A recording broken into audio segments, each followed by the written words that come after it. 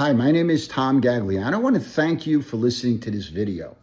I have a master's degree in social work, a CMAT certificate in drugs and alcohol. I'm a best-selling author, a keynote speaker. I've been on Sirius Radio, been on a lot of talk shows. I also facilitate groups for recovering addicts. And I want to talk about a misconception that we have concerning addiction. See, addiction is not the problem.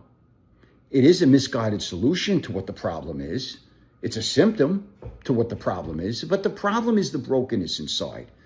If we don't fix that and heal that piece, we're going to do what Tiger Woods did. We're going to jump from one addiction to the other. It's kind of like switching seats in the Titanic.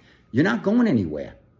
See, childhood messages impact every part of our life, to the intimacy we have or don't have, our parenting skills, careers we choose, even the roles we play, people pleaser role, caretaker role. All influenced by our childhood messages. I want to share a little story. When my son was 8 years old, we were watching a baseball game. He said, "Dad, how come the kids in the stand root so hard for their favorite baseball player?" I said, "Those baseball players are heroes." He thought about what I said. He came back and said, "You know, Dad, they may be my heroes someday, but you're always my first hero." Our parents, we're taught that our parents are the most important people in our life. But here's the issue and the problem. If we get the message from our parents that we don't matter, we won't stop loving our parents. We will stop loving ourselves. What happens to a child that gets that message? They'll become fragmented, split into two. They'll wear a mask to the world, and addicts come in all different shapes, sizes, colors, religions, everything. But on the inside, we're all alike. We're broken, defective. We won't let anybody close, comfortable in isolation. That's the problem, the real problem. We stop trusting people, and we go to this thing called addiction to fill that void that we should get from people. So what do? I help my clients go from fragmentation to congruency.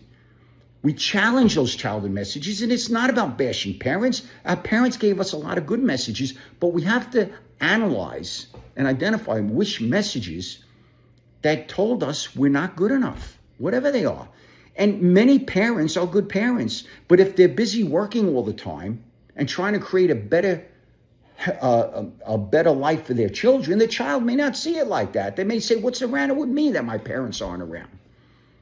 So what I try to do is create congruency for my clients by challenging those messages in group and with other people. A we process, not a me process.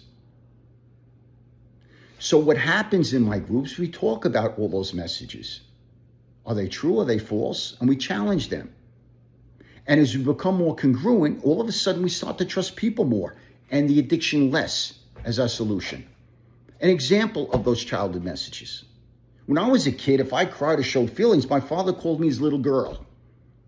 We had an incident where we had to put our dog to sleep. My oldest son loved that dog. He was so close to that dog. And when we came back from the hospital, he went up in his room, and I followed him in his room. And I put his arms around me, and he cried, and man, did he cry. See, I was giving my son a safe place, a place to cry in his father's arms, a place I never had as a kid. Now, that may not sound like much, but it has a profound message that it's safe to share feelings, that you could come to people and not to an addiction to regulate your pain, to regulate your conflict. Trusting people again. And addicts don't trust any process they can't control because they're afraid something bad's going to happen. So I hope you enjoyed this video, and I hope you understand a little bit more about addiction and why addicts push away love and help when it's offered for them. They just don't feel like they deserve it. Thank you again.